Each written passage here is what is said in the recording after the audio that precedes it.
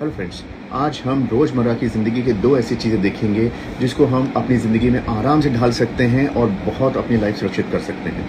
Street food खाने का मज़ा किसे नहीं आता है। हम आए दिन स्ट्रीट फूड खाते रहते हैं, लेकिन जब हम गरम-गरम खाना वेंडर के हाथ से लेते हैं, न्यूज़पेपर के प्लेट में जब लेते हैं, तो गरम खाना जब वो इंक से मिलता है, उसको मेल्ट करता है और कुछ अंश उस इंक का खाने में जाता है, जो कि हमारे मुँह में जाता है, जो कि बहुत डेंजरस पाया गया है आजकल के नए शोध के अनुसार।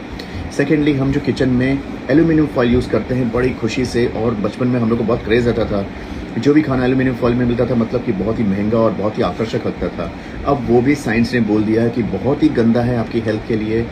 एल्यूमिनियम फॉइल को छोड़ के पेपर नैपकिन्स आ गई हैं जिसमें कोई भी इंक नहीं होती हैं और बिल्कुल भी बायोडिग्रेडेबल होती हैं। उसी में खाना लपेट कर दें, जब भी देना हो, या रोटी दे सकते हैं। प्लीज़ ये दो चीज़ पे अमल करिए।